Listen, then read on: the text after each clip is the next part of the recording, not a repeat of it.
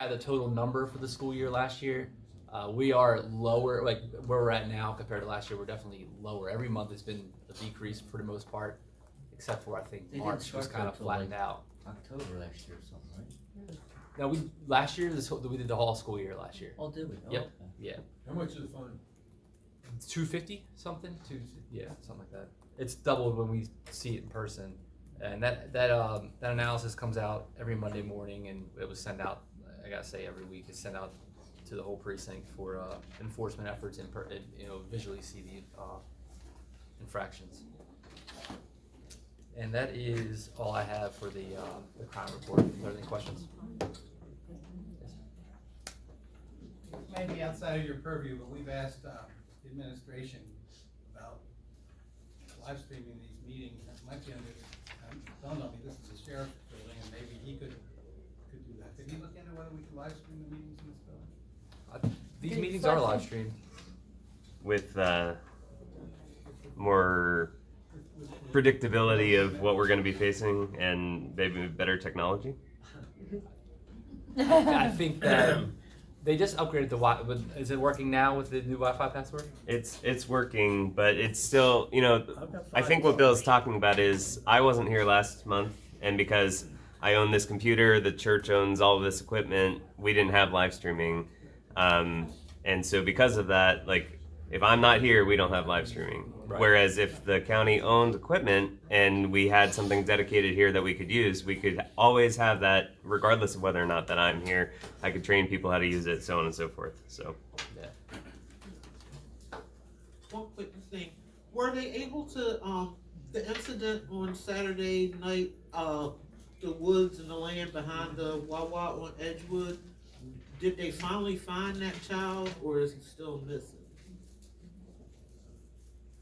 I'm not completely sure on which missing person. There you were- was Saturday night into Sunday morning, there was a bunch of officers and everything, they were looking in the woods, apparently the child had been missing for, She at that wasn't. point, about 20-some hours. It wasn't a child. She was an adult. If we're talking, I'm pretty sure we're talking about the same thing. Do you know she lives over here on Grempler? I don't know where Okay. she lived at. I Yeah. just know that the staff there at the Wawa were pretty upset, and the officers were really, they were deep in the woods, and they were there for a good while, at least until 2 in the morning. We have several of these calls throughout. Every day we have a call where somebody is missing or we're looking for somebody. Not every day, but frequently. So I think we're thinking about the same. We're talking about the same one. And she was located. She was removed from NCIC today. She was at her grandmother's house in Baltimore County. She's a young woman, about 19 years old. If it's the same one that we're talking about, I'm pretty sure it is, because she was last seen heading over toward the trailer park in that wooded area behind the trailer park, which backs up to the Wawa. So I'm sure that we're talking about the same incident. I actually have a question. Was there a robbery at the Hawkins Bank over the weekend? No, there wasn't a robbery. There was an employee on Friday that was fired, let go. She became disgruntled and made some threatening comments Friday at 5.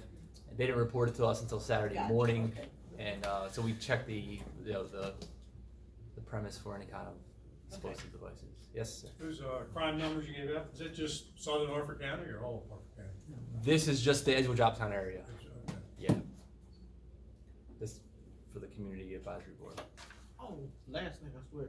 How did the drug take back go, and do you have any updated numbers on overdoses for this period compared to last year? Yeah, we had 0. Last year we had 1 non-fatal during this time frame and 0 fatals. Last year we had 0 non-fatals and 0 fatals this year. The drug take back went well. I don't have the number. They usually just weigh it and like how much prescription drugs we take back, but it went well. Now, does the box that they have up at Bel Air, does that stay there pretty much year round? Or was that just, cause it was still there Saturday, I was over there for a class that they had. We're at in Bel Air is the box. In the building right there where the sheriff's office is, there was still a drug take back thing there. So does that one stay up year round, or? We used to have permanent boxes at all our. I don't know that we have those anymore permanently. It could be one there. And I don't know for sure. I looked into this, there are no permanent collection Yeah. sites anymore, it's just those locations one day every so many months. Yeah, I said I knew we got rid of them. I thought so I don't know what box that is. Yeah, that that's you why saw. I was shocked, because I know that we They covered that probably in the just meeting hadn't taken it before. away yet, that's all. CVS Yeah. had a box for a while, they still have It's one. gone. Is it gone? I tried Yeah. CVS too, cause I They couldn't had make the one. date. Okay. Yeah, the only one I know that has 1 year round is the Wawa in Abington. Okay.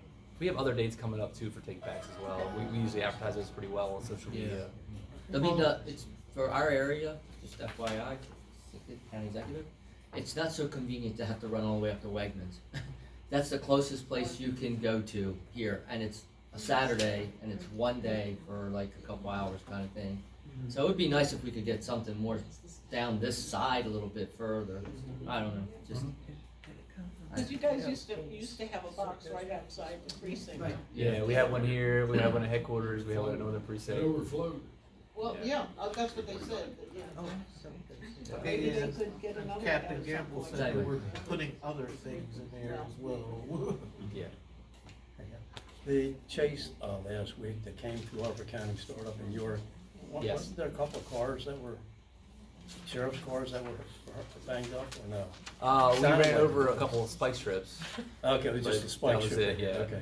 We deployed a lot of spike strips and we actually hit a bunch of them ourselves. That- It happens almost every time. It looked like you put out about 50 spike strips. We put out a lot of them. I was just thinking, I was like, oh, wait, another one. Oh, wait, another one. He kept going on no tires for a long time. For a long time. He gouged out the Driving with road. 3 wheels halfway down. Oh yeah, it was quite the chase. Interesting. Oh, It's 30 miles or Well, more. thank you. Thank you. Yes.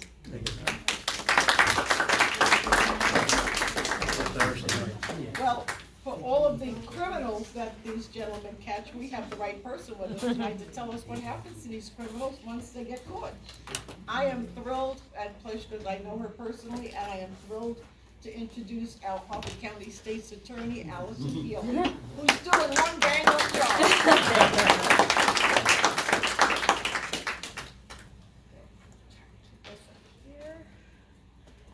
All right, hi, everyone.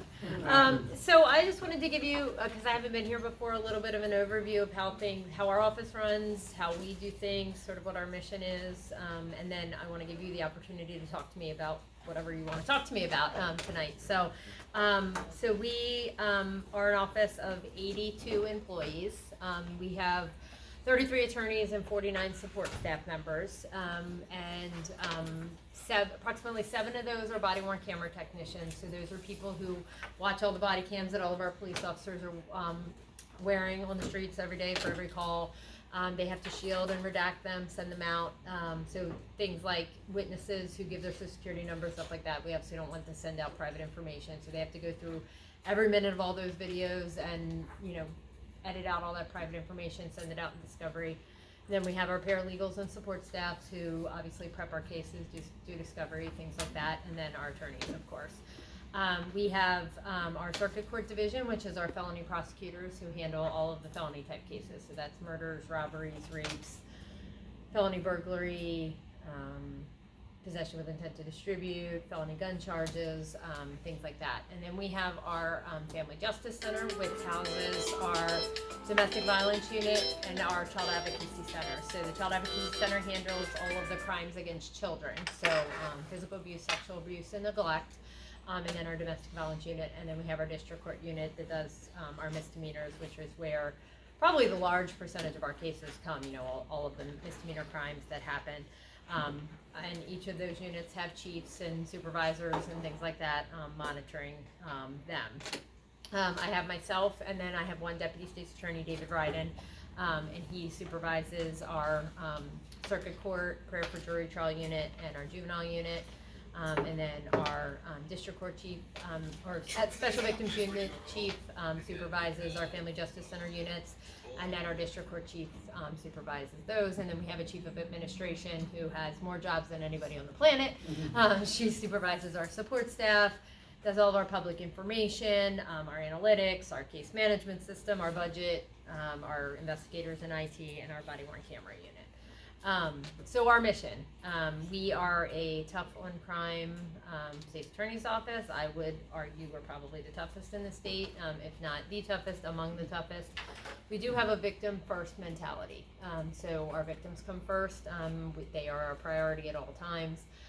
So it's extremely important to us to make sure that our prosecutors and our team is, we do have a victim witness team within the office that is specifically assigned to make sure that our victims' rights are being met with. They have the right to be present for every hearing, to be informed of all the trial dates, all the court dates, anything that's happening.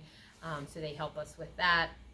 Obviously, we are a team with our law enforcement, so we work very closely with them, both on cases and investigative stages, but also just with, you know, whatever's happening in the community and whatever initiatives we think we need to be looking at. We open every file with the thought of how do we proceed with the case and not how do we get rid of the case.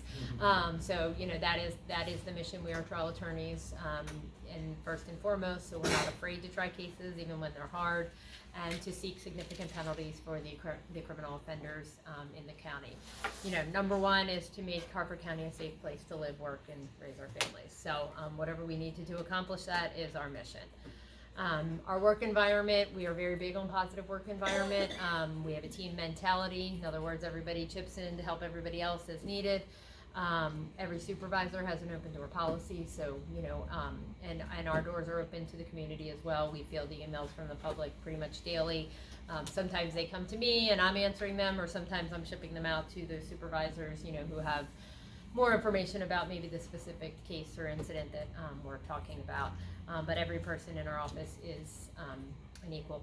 Every person in our office is an equal member of the team. How do cases start? So there's a series of ways. For you guys, obviously citizens can go to the commissioner's office. Some people know this, some people don't. So a citizen can go to the commissioner's office and file what's called an application for statement of charges. So if you think that a crime has occurred against you, you can go to the commissioner's office and write out a statement of what happened to you. The commissioners review it to determine if there's probable cause that a crime occurred. If they believe there's probable cause, then they charge them. Likewise, our law enforcement can file a statement of charges as well at the commissioner's office, and that's how they a lot of times will charge people, felonies and misdemeanors. Or we can directly indict cases to the grand jury. So that's how a case would start within our office. If the statement of charges is misdemeanors only, so the only thing charged is a misdemeanor, then it gets a trial date in district court.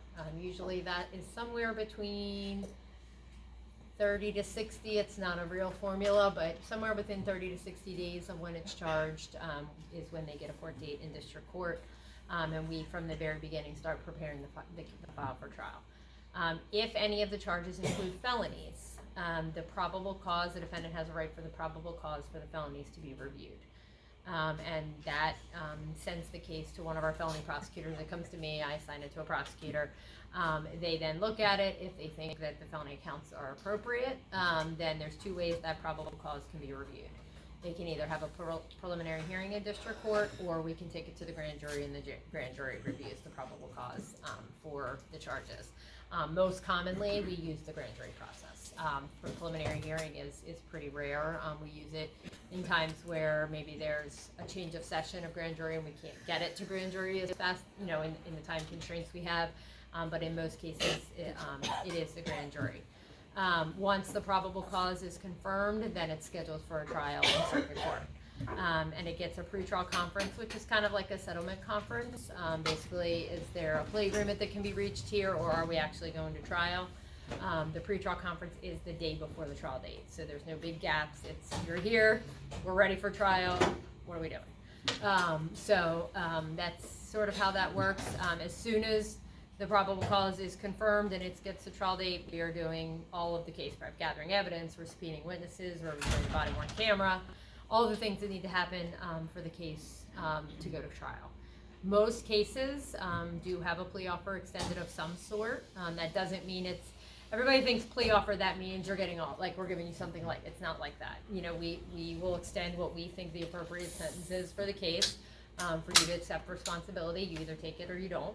And if you don't, then, if you do, then the case is resolved. And if you don't, then we just go to trial the next day.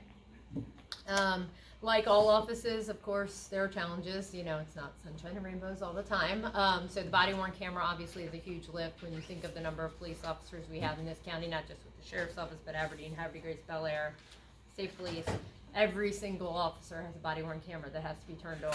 So I think last year we processed 17,000 hours of body cam. I mean, it is outrageous. So it's a huge lift and something that we have to work through every day is to get through it all. Filling attorney positions, you know, we came in at a time after COVID where attorneys got to make lots and lots of money wearing leggings and sitting on their couches.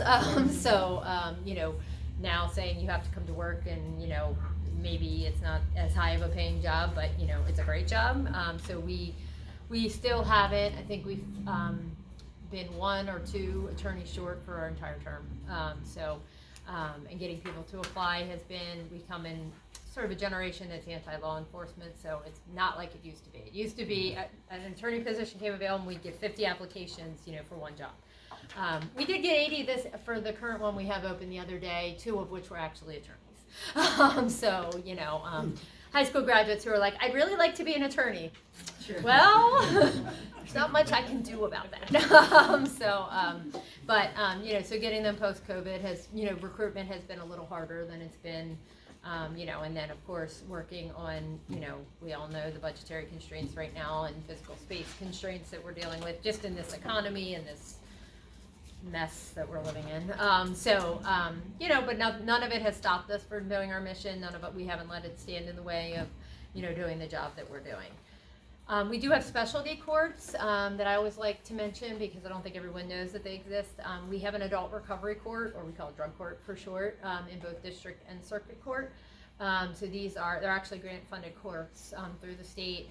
And they're for high-need offenders who have really serious drug problems, who need a high level of structure and supervision. It's not just probation. They come to court.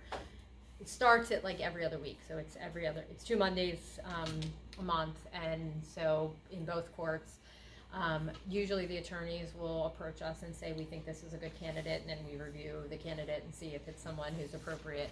And there are case managers involved. It's a very multidisciplinary system, so it's attorneys, there's a judge. I think today, actually, I heard our circuit court drug court program had 4 graduations, which was great news. So we do see people graduating and, you know, being successful on these programs. We also have a mental health diversion program, similar, case managers, attorneys, again, people who have really serious mental health problems who, you know, the basis of their crimes, you know, you're talking about like people are getting trespasses and disorderlies and, you know, whatever, because they're just in mental health crisis. We have a similar program with case managers, a judge, a prosecutor, a defense attorney, likewise, they come to court twice a month. As they get through the program, sometimes it lessens. You know, if they need less supervision, they get to come to court a little less. But it's a very, very similar program. And actually, the one I forgot to put on here, most recently, we started a veterans treatment court, which is actually a cross-jurisdictional program. So it is a regional veterans court. So the cases actually get heard in the city with Judge Weinstein. She's had the Veterans Treatment Court in the city for, I think they just had it's either her 7th or 8th anniversary of this program. It is a wonderful program, and she wanted to make it regional. So now us, Baltimore County, the city, and Howard County are funneling appropriate candidates into that. And again, it's individuals who are veterans, who have experienced, you know, trauma or are dealing with addiction because of their trauma from service, and they go, and it's a very similar program, and they have mentors within the program who are veterans as well, who mentor them through the program, case managers. Both the mental health court and this program have contacts with like United Way for resources. We have contacts for prescriptions, making sure they're getting their medications, all of those things. So all of these programs are really, really good. And then we have, not in the same light of specialty courts, but we do have domestic violence dockets as well in district court every week.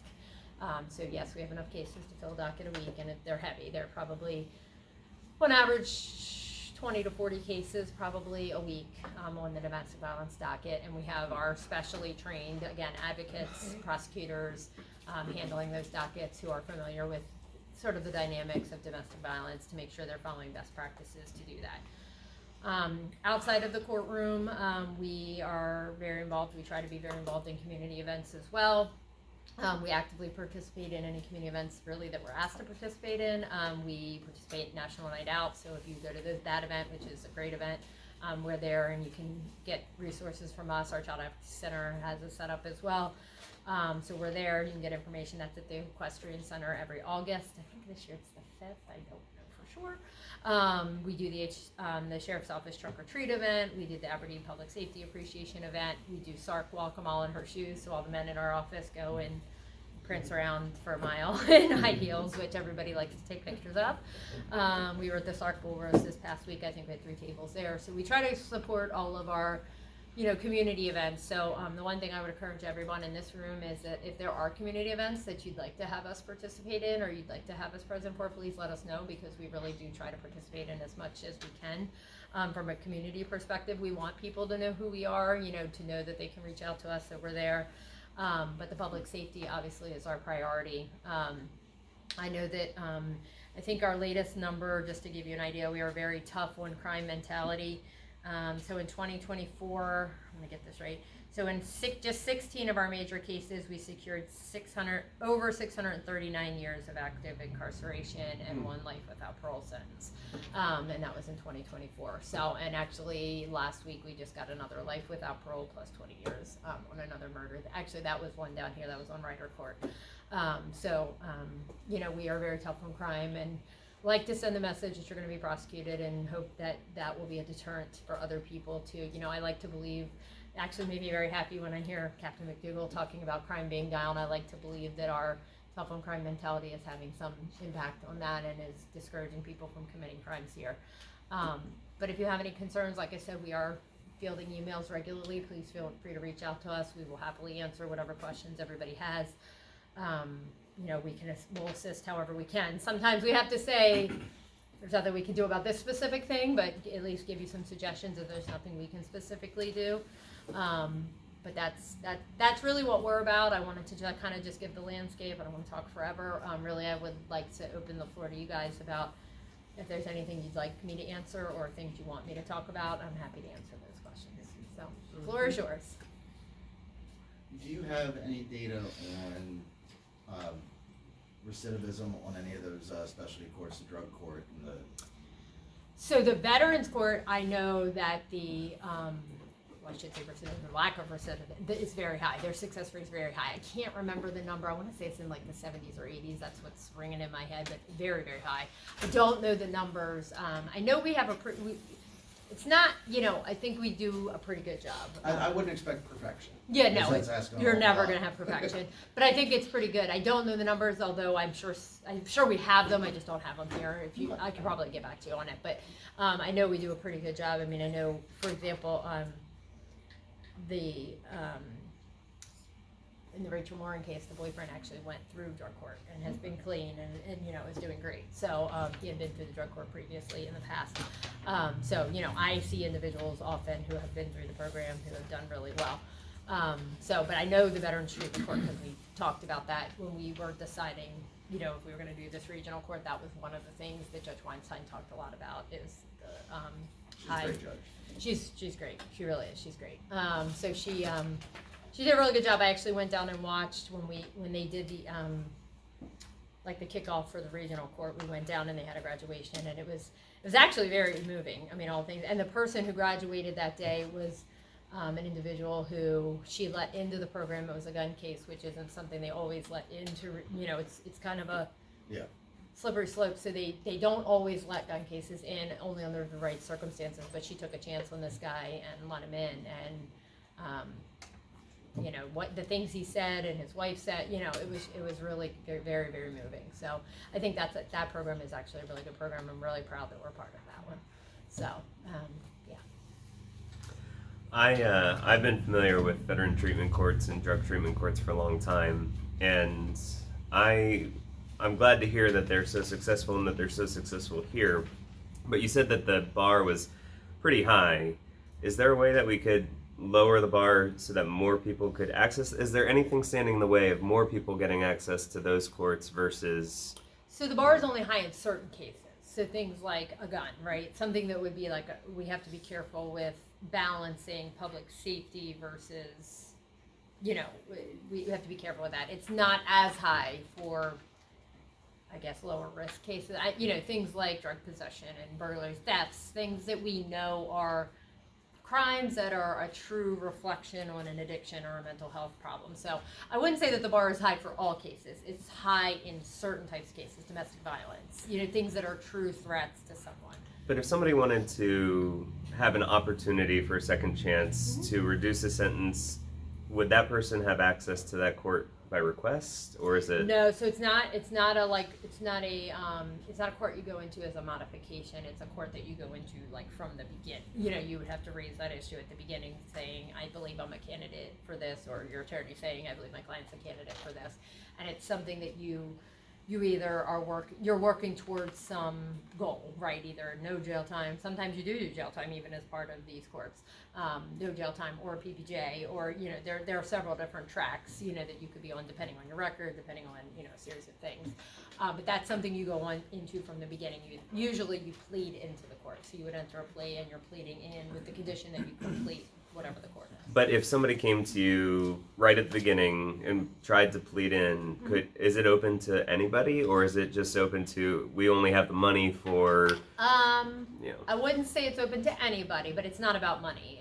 It's about, you know, does your record, in terms of public safety, like, is this a person that we believe is appropriate, you know, for this court based on your prior record, based on things like that. But no, it's not yes, there are a certain number of spots available, but that doesn't seem to ever stop us from letting someone in. I haven't heard of anyone, at least during my term, that we have said we can't let you in because we don't have enough money or we don't have enough spots. Okay. That has never been a barrier to Okay. anyone that I'm aware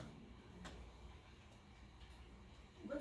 What goes on now? The guy that killed Rachel Warren, he's been found guilty. Yeah, sure has. Why does it take all those months to have the sentence come down? So, because he's facing life without parole, the court is required to do what's called a pre-sentence investigation. So we do those in a lot of cases, even when life without parole isn't on the table. But for life without parole, you are required to do one. So those investigations generally take 60 to 90 days to be completed. That and by our request, the judge ordered a psychosexual evaluation as well. And again, those take about that amount of time. So generally speaking, on a felony case that's not doing a PSI, you're looking at 30 to 60 days before sentencing. But in this case, it's primarily because it would have been 60 to 90, and then of course we have to find dates that 5 lawyers don't, you know, and a judge are available to all be in the same place at the same time. So that's really how the date ultimately got picked. But the 60 to 90 days is because of that pre-sentence investigation.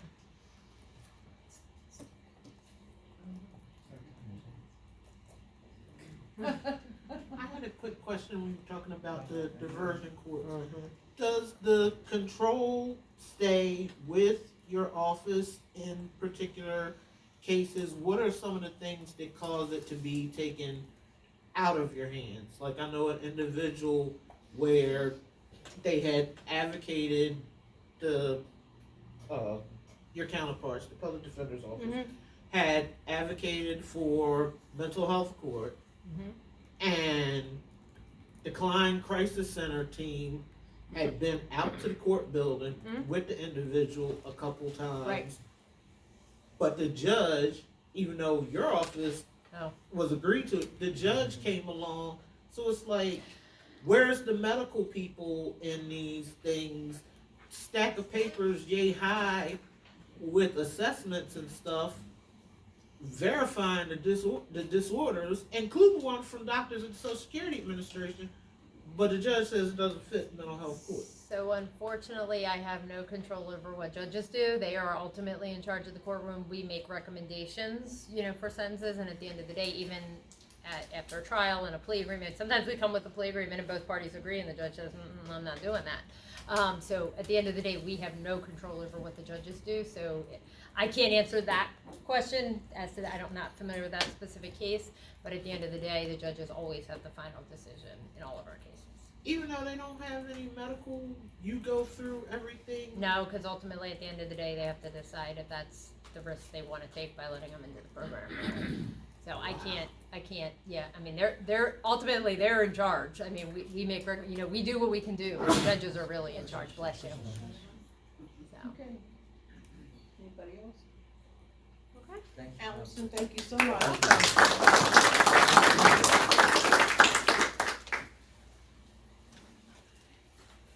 Okay, Cynthia, you're up.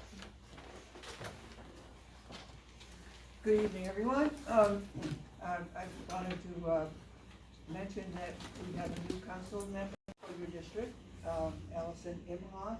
She isn't able to be here tonight, but we do have a new council member. Our budget work sessions ended on the 29th of April, and we're going to have the public hearings where you can go and be at the hearing, and if you register, you can speak at the hearing. And those will be on Wednesday, May 7th, and Thursday, May 15th. So if you want to speak, you can come early. The doors will open at 6 o'clock, and or you can register ahead of time online or by phone. Thank you, Cynthia. You're welcome. All right, Lenora, you're up.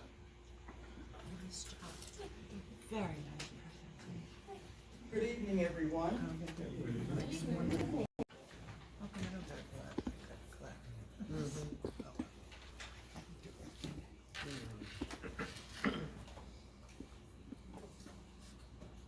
I have tons of information to give you. However, I know my timekeeper will be happy today with a smile because there's less information to share. So he put a smile on his face already. If we would pass this out for me, please. Don't forget, I took a minute away from last month when you went over. You're still subtracting, right? We have 9 minutes today. Okay. Good Lord, wait a minute, there you go. I also have information concerning tourism, and the lady in the back, raise your hand so everyone will run to you. You know who you are.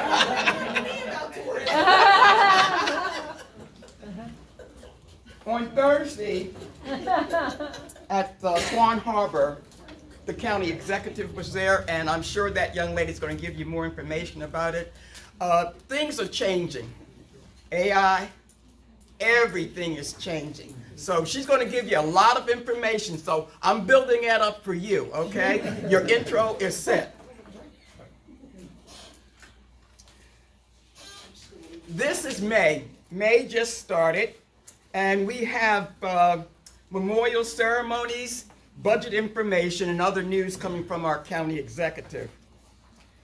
Monday the 26th, the latter part of this month, is a time to remember those who died while serving our great nation. Their sacrifice and the price of freedom, we should never forget that. The county executive is giving you information on the fiscal year of 2026. In April, this was also mentioned, no tax increases, full funding for education, and more funds for the police. The county executive has recommended the budget for next year fully funds for the school board's operating budget without increasing a tax rate. Want to continue to fund public safety, which is our top priority. Salaries for law enforcement deputies will average about $106,000 a year. That's not including any overtime. The county will also be funding 30 new police cars, encrypted radios, body-worn cameras, tasers, and in-car video to ensure that the police are working with first-rate equipment. There will be 17 ambulance units serving citizens countywide to respond to the times the downtime and trying to still focus on saving lives. And I know at previous meetings we talked about some issues with getting information from the site in Aberdeen. Free household hazard waste collection will be starting on May the 10th. So with this nice weather we have, you can start cleaning out the house, clean out the sheds, get rid of some of that. You can drop off household hazard waste and get up to 4 boxes of papers shredded for free on Saturday, May the 10th from 8 a.m. to 12 p.m. It's going to be held at the Harford Mulch and Composite Facility for that. The toll gate. What's the matter? That toll gate you're talking? Yes. The toll gate facility? Yes. Oh, good. Give me back some more time. You just You got talked on my it. time. Police Week. Police Week is beginning May the 12th, and we want to honor law enforcement officers who have died in the line of duty, and it shows support for survivors also in the community and across the entire nation. They have a tough job. Police enforcement is a very difficult job, and they are also hard. So, keep that in mind. Music at Mariners Point Park, Saturday the 15th. 17th, I'm sorry. That's Saturday the 17th. Thanks to our partners in the 755 Alliance, live music is returning to Mariners Point in Joppatowne. Admission is free. So bring your lawn furniture and enjoy the local band. Good food. That's going to be from 12 to 5 p.m. on Saturday, May 17th. Rain or shine, so bring an umbrella too. Veterans Corner, National Military Appreciation Month. May is National Military Appreciation Month, a time to honor and recognize the contributions and sacrifices of our military servicemen, past and present, who have protected our freedoms. On May 17th, we will observe Armed Forces Day, celebrating the brave men and women who serve or have served in the Army, Marine Corps, Navy, Air Force, Space Force, Coast Guard, and in the Reserve and National Guards. So keep that date in mind. It's beautiful outside. Temperatures have been in the 70s. Grass is growing faster than I can pay for it. Every time it rains, grass pops up. Backed by popular demand, Harford Streams Summer Adventure invites you to visit local streams and take some selfies to win a t-shirt and be eligible for other prizes. So selfies are going to get you a t-shirt. This is an award-winning program to help raise awareness and support for protecting our precious natural resources. Citizens of all ages are welcome to register on the county website and upload selfies. Not Halloween now, don't scare people, but you can do your selfies, okay? We want you to watch Harford's TV, Inside Harford County. Tourism, once again I reiterate, tourism was excellent on Thursday, so we want you to tune in to Inside Harford County, and as those little cards go around, and I'm hoping the lady brought some cards from tourism, yes? I guess that means no. I'm not with What lady? What lady? But you were there. I was at the event, but I didn't bring anybody's card. Okay then, okay, all right. So, anyway, I have a few cards going around by tourism. Let me give you some fun things that have taken place in Harford County.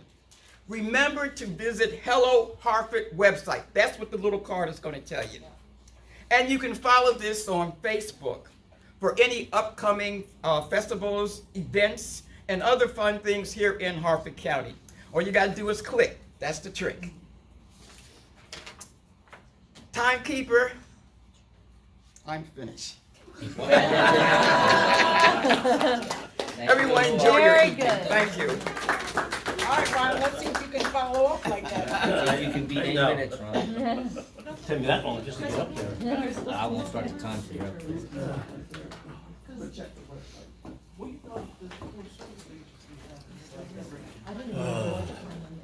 All of the flyers. But we let and it cards go. go right away. So we usually give you 20 minutes, everybody else. Make it Yeah, you easier. did good. You did good. Except for Maya had that one quick question at the end, you'd have been writing. One quick question and then she reads War and Peace. I didn't ask her the real question. I wanna know how she feels about these juveniles getting away with all the crimes. I got What was issues. something else now? Oh, good evening. Glad to be back, finally. It's been a lot going on in the county and out the state of Maryland. The flyer I brought today is about growing safety, and I'll talk about that in a minute. The biggest problem we're having right now is with fire, and this is throughout the state. Fortunately, here we've been, knock on wood, pretty safe. We've had 2 incidences in the county where improperly discarded materials have caused fires, whether it be a cigarette, whether it be ashes from a grill, or the gas grill's left on. Anybody here still use a charcoal grill? We do. Okay, so you do. Okay, so I'm gonna address this. I love The it. park does. Most of you, yeah. Huh? The whole park, that's all they have in the park. Yeah, well, a friend of mine, I was, Easter weekend, I was at a friend of mine's house, and he had one of those wood fire grills that would use the pellets, as well as a coal fire grill. And we're sitting outside talking after we all ate and sitting out there watching the kids play, and about 20 of us. And I said, I smell something burning, Brandon. He says, can't be, the grills are off. And I turned around and I said, no, it's not. He said, yeah, I turned it off and I doused it with water. Well, there's smoke coming out of it. He opened it up, it flared up. There was some grease in there, because you gotta understand, when you're soaking these things, when you think they're out, they still internally burn. Okay, they smolder inside. All it takes is a little breeze to get them started again. This is where we're having problems. People discarding ashes, coals, the wood, taking it out of the grill and just dumping it on a grassy area or something like that. They need to be put in a metal container and put on something that cannot burn. Not a wooden deck, not a Trex deck, a cement deck or cement outside of it. This is where we're getting a lot of fires. A lot of these brush fires that we're getting, which has been numerous, have started with people discarding ashes and things like that. Okay, well, the one that started in Delaware was a person who started a campfire and then left. Okay, you got to be careful with these things. You got to remember too, we're still just about 8 inches short of the moisture we need, of rainwater and things like that. And the reason I tell you about that is because even though we've had a little bit of rain, the ground looks wet to you. Down deep, it's not. It's very dry, and the roots of everything, your trees, your grasses, dry out very quickly. Takes one flick cigarette, and you can start a brush fire or woods fire very quickly. So just be careful with all that. Discarded ashes have been a big problem right now. On the growing safety, we talk about charcoal grills, we also talk about gas grills. When the gas grill doesn't start the first time, did you try to start it again? Just take another match to it or something, flick it again? No, you Okay, give it a couple minutes. I say yes and no. No. You shouldn't be doing it. You turn it off, let it sit for about 5 minutes, then try to reignite it. Okay, the chances are that gas is still building up in there. You try to light it, it's gonna flare up and have an explosion of some sort. And it's not fun. Believe me, we've seen it happen. I talk about it because these things are happening. In Washington County, okay, in Maryland, we have seen 7 grill fires for the same type of thing. People either not discarding the ashes properly or throwing more lighter fluid on when they think it's out, and it's not out and it flares up. So there's been a lot of that going on. Your gas grill, again, make sure it's off completely. Make sure the gas is turned off after you turn the grill off. If for some reason your gas grill does catch fire, don't open it. Don't pour water on it, like my neighbor did a few days ago. You'll find very quickly that it doesn't work. He was cooking some bacon wrapped, whatever it was, and the bacon grease had dropped down. And he saw it smoking. The first thing was open the grill, and of course it flared up. And the kids went out and got buckets of water, and of course then it's all spreading. Okay, thank God nobody was hurt. So you want to be careful with that. Again, water and oil and gas fires don't mix, you know, with gas or grease, especially on the stove. Ron, what would have been the best way for him to put that out? What's that? What would have been the best way for him to have put What that the out? father did, came out, took baking soda. He had a big box of baking soda. Baking soda will put it out. Now, don't confuse baking soda with flour. There's a big difference, and you will see a big difference, because flour will burn. Trust me, I've experimented. Not intentionally, but you grab the wrong part, but yeah. Well, should the best Baking work soda is the safety- best. What's that?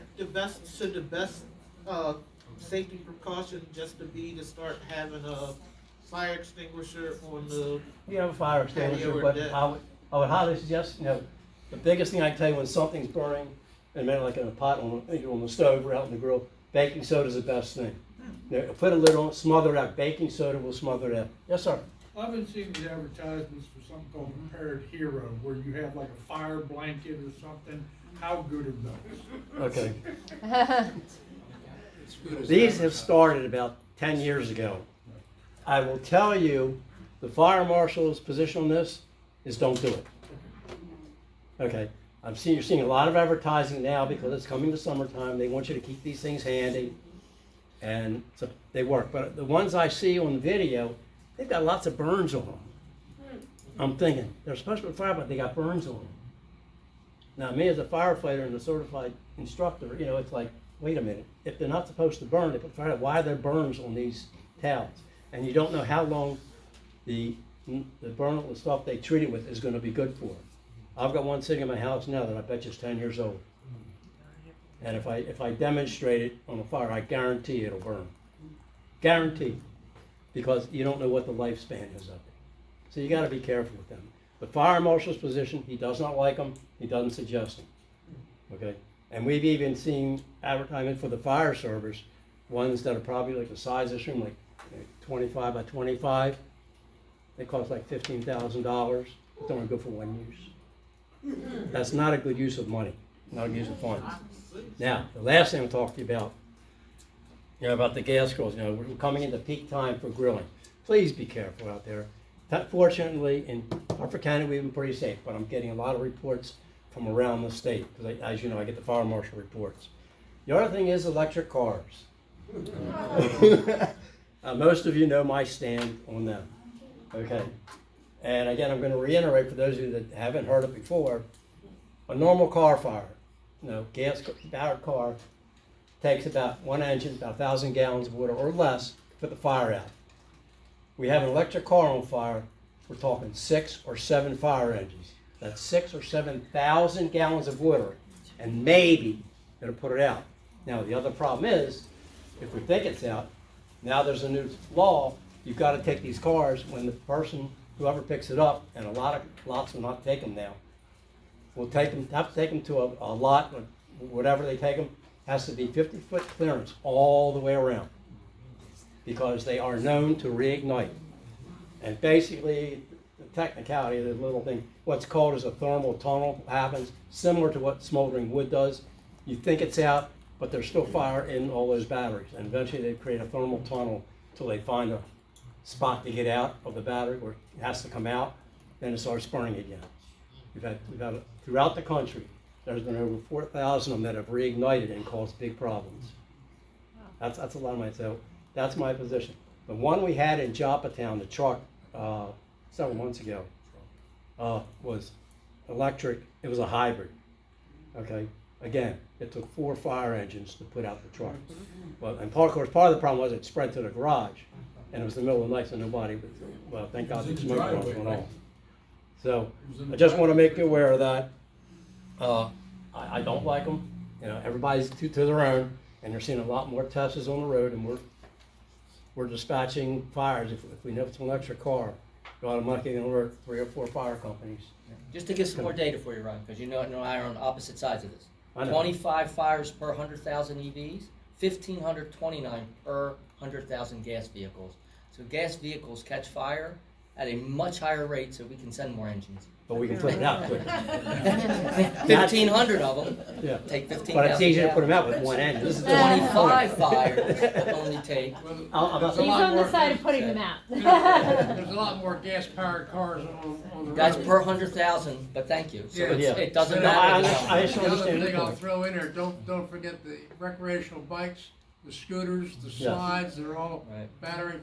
And Philly and New York City are having a real catastrophe with all those in apartments, and they're 8, 12, 15 floors up. Yeah, we had one in Joppatowne, this past summer, towards the end of summer, like the end of August, electric bike on a deck. They were charging it, and it caused a nice fire in the apartments right behind where I live, so. Be careful. Just, and if you're gonna get the electric bike, electric car, or some of us, like myself, are getting old, and we might have to get one of the electric scooters sometime, don't leave them plugged in. In all seriousness, don't leave them plugged in overnight. Let them charge and then unplug them. There's instances where they just automatically all of a sudden catch fire, and this is for everybody. And the electric scooters are really a big problem. Other than that, it's been pretty busy. Jim will give you some information on the EMS calls. We're running rapid. I've seen Heavy Grace go all the way up to Whiteford to handle a call. Well, they were ambulances, but they may not have been coming from Heavy Grace, but they were close as ambulance at the time. So it's very busy. You don't know where the ambulance will be coming from. The only thing I can say is, unless it's life or death, don't call 911. And next year you're gonna see a lot of advertising where the association and the Maryland State Firemen Association, or Firefighters Association, excuse me, is doing some advertising, gonna put it out there, that don't call 911 unless it's emergency, and what considered an emergency. If you're having trouble breathing, yes, that's an emergency. If your ear aches, that's not an emergency. And I'm serious, and Jim can tell you, we rode for many years on the night shift around here in Joppatowne. And how many times we get calls with earaches, people just want to ask me, or just a ride to the hospital. I don't feel well. Well, how long have you been feeling well? And we ran the 12 midnight to 7 a.m. shift. 3 o'clock in the morning, they call, I'm not feeling good. How long have you been feeling this way? About 6 days. I'm serious. You can't make up this stuff. So anyway, just be cautious. Spread the word to your people. Anybody you deal with, don't call. Go to these express carriers or something like that first. Believe me, if it's an emergency, if it's nothing emergency, they'll call an ambulance to get you. That's all I have for tonight. Thank you. Thanks for every prayer and calls and leaving a few text messages when I have my knee surgery. We're glad to see you back, Ron. Apparently, I'm also the tourism director. I didn't know I got hired. But to Lenora's point, there is an app they told you to download called Let's Rally, and that's where they're going to put all the Hartford tourism events on, and that's when you can even put in your own events on there, so that they will post that on Hello Hartford. But I'm not the tourism person for Hello Hartford. You get that raise now. Thank you. So most of you may get the newsletter. If not, we have brought some newsletters so you can see a lot of what I have been doing. We've been busy. We've had the comprehensive rezoning for a couple of days, and we had over 100 people testify to the zoning issues throughout throughout Maryland. Mainly, most of them were in the same area around the Perryman Peninsula and the airport. That was the biggest turnout of individuals that had concerns about the zoning. We even had a little 8-year-old. She actually ended one of the hearings, but she was very on point about what she said about the environment, so it was really good. We just finished 4 days of budget hearings. Prior to that, I went and spoke to County Executive Castley on my own to talk about my priorities for the budget, and then spoke to him once he released the budget, because he wanted to know what I thought, and I wanted to know what he was giving for education, to make sure the rec center was in the budget, to make sure certain things were prioritized with our nonprofits. So he assured me, and when we saw it and went through it, it pretty much was what it was. Even though the education piece is getting a lot of funding, there is still going to be a shortage. Tori, who's here, she was my citizen budget reviewer, and so she also asked a lot of poignant questions. You know, heard from Ms. Healy and their budget, and as much as there's money, there's still not money. A lot of people are not getting a lot of the money they need to continue. The college is been flat for 3 years. So there's a lot of funding that is not, that we still need. And we're still, a lot of those agencies, those nonprofits, even when I spoke with Dr. Felder on Friday, are waiting for the other shoe to fall. Let's see if any more funding is going to get cut federally. So that's where we're at with that. I did want to speak to, I did reach out to Paul Magnus about the Mariner Point Park. He came back with me that said that every Monday there is someone staffed there. There should be someone staffed there every Monday. He did provide me with a schedule that from November 1st to mid-April, which is the less busy season. He says the trash collector contractor is supposed to pick up the trash at the park Mondays of each week. If no one sees it, there's supposed to be someone in that office Monday through Friday that anyone can walk into and tell that individual, hey, just saw a whole bunch of trash, it needs to be cleaned up. If that person's not there, he said then to call the office and leave a message and let them know. That's the best I could do. I asked for more cans. He did say more cans for during the summertime, I believe. But that's what I got for the answer. Mr. Wagner was on that email too, so trying to get that clarified. Friday, myself, Mr. Castley, and Raj from Economic Development had a Zoom call with Mark Fuller from Amtrak and Michael Meyer from Amtrak. Basically, we're looking at what this bridge situation is going to be. Right now, they start on the Susquehanna. They're going to be starting up there first, and then they're going to make their way next to the Bush. The major construction is to begin early 2026 with a hopeful completion time of 2036. The Bush River Bridge is already obligated. The Gunpowder River Bridge, they're waiting for obligation. However, they were very thankful that they said they got over 200 surveys from the community, which did help them a lot, and they were really impressed by the turnout of the surveys. But you're going to get another survey. This survey is going to really look at, as Mr. Castley said, what is our threshold.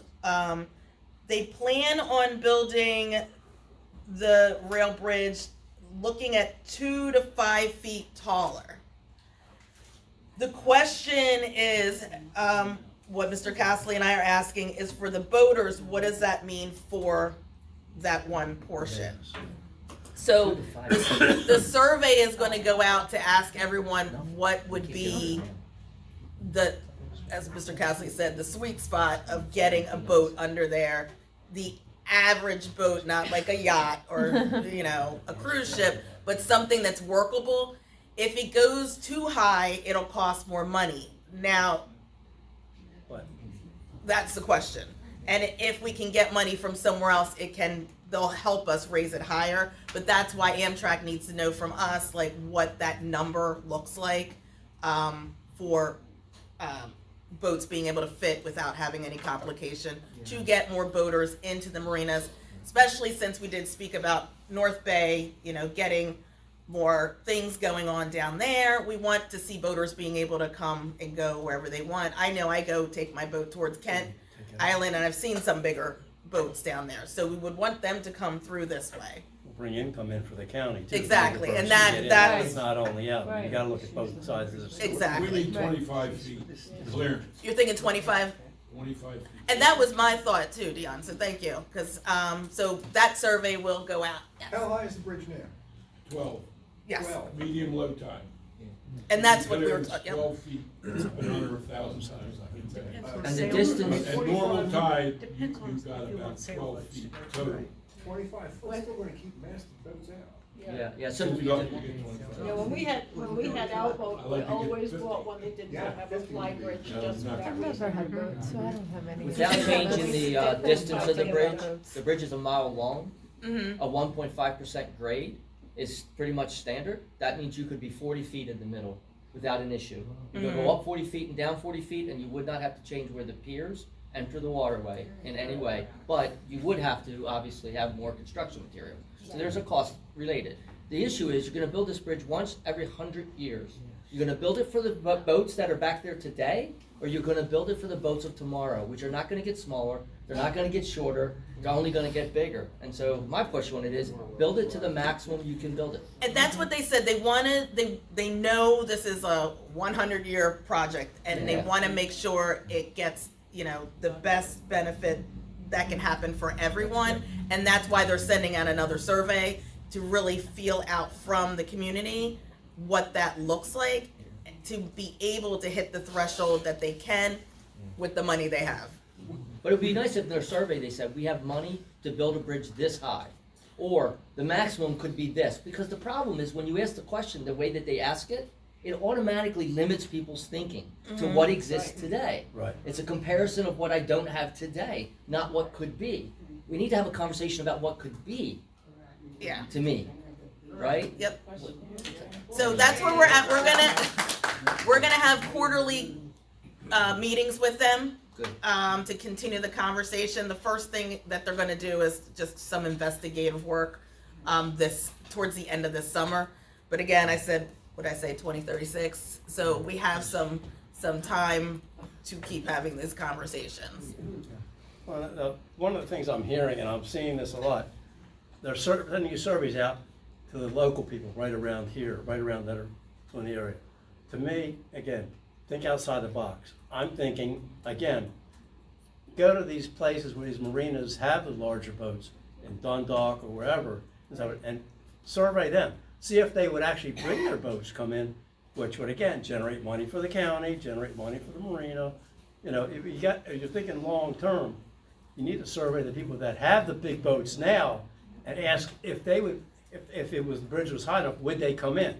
And they did say they were gonna survey all the marinas in the area. Okay. They were gonna go directly to the marinas too, yes. Right. Has there been a discussion over the fact that water levels are rising? I mean, in 100 years, there's a pretty good chance that the water level will be a little higher than it is now, to say the least. So 2 to 5 feet is nothing in 100 years. That's we're probably going to have a shorter bridge. If we're only doing 2 to 5 feet by that point. So. Yeah. Yeah, go ahead. And that 5 feet was that their conversation. May be possible that we could get a little more, but might be a little more expensive on that. A higher bridge would allow charter operations, would it not? And instead of people having to drive 2, 3, 4 hours to go pick up a charter boat, it'd be nice for Edgewood and Joppatowne with the marinas around here to have a few charter captains, bring some more money. And it would allow the residents of Harford County and some of the surrounding counties to put money back in the county. I agree. That is a great concept. Hand in the back. Wait at. Yep. Hey, how about, let her finish her report and then take questions, because otherwise we keep stopping you in the middle. Or you don't. And well, that was the information on Amtrak. So I'm opening up different emails. So the chief of community relations, Cindy Mumby, said that they have no objection to these meetings with the existing Wi-Fi at this precinct being on Teams. If you would like to put it on the Teams and having people attend via Teams. What that means is, for you guys, I know right now, Adam, you're like running this, right? And I don't know if you're taking questions from. If people have them. Okay, so it would be the exact same thing. When we do Teams at my other meetings or Zoom, we use the projector. We put out the Teams meeting on the screen so that the people on the teams can see the people in the audience and the audience can see the people on the teams. But that is the one thing they said, and the only thing they said is workable and doable if Who's gonna do that? you guys are agreeable. How does that, I don't understand, what do you mean working on Teams? How does that? So a Teams is like a Zoom. Oh. So you put the yeah. meeting link and you It's send a it out. Microsoft version. But it's a Microsoft Teams. Okay. Yeah, it's a Microsoft version of Zoom. Well, I'm technology, so. As am I. I mean, in my opinion, That's what I the figured out technology how for many that times a does day I not yell exist for in him. this room right now. So, They've advised that it does, so I'm not sure. well, they can run it. Yep, let's do it next month and tell them that they should run it. I will ask them what they want to do with that. Sounds good. How many Okay. people do we get on here at a meeting? Yeah, Adam, how many are on the? So many are on. Right now, because I posted it late because they changed the Wi-Fi password on me without talking, there's 4 people talking right now, including Keith, who said, great job on the video stream, and Kay, who says, yes, video stream is great, and I wish that we had this in Bell Camp, and I told her that there are other cabs in Bell Camp. We've had over 200 views in the past. Now, the nice thing about this is the live stream goes live, but you can also go back and watch it later if you want to. So if people want to go back and see things tomorrow, like if they're too busy to come here tonight, they could watch it tomorrow if they wanted to. So it really depends. I can go back. It's all public. It's on our YouTube channel. You can go look to see how many views there are per thing, and go back and watch, past your favorite segments from, the greatest hits of the Edgewood Joppatowne Community Advisory Board. Greatest home video. Nice. I'm gonna make a comment. I may offend some people. If I do, I apologize before. This has become a real thing for the last almost 2 years about the live streaming. And it has been addressed by the counties over and over and over and over again. The problem is that when the answer comes to the county, several of the people that are involved in this don't like the answer and answer the county.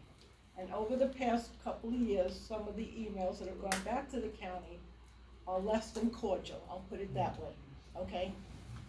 I have gotten this last phone call within the last month and I haven't brought it up before because every time they get email after email after email, I get an email that says, please call us. So I call and they go, Paula, we've addressed it again. And I'm like, okay, but they don't say anything.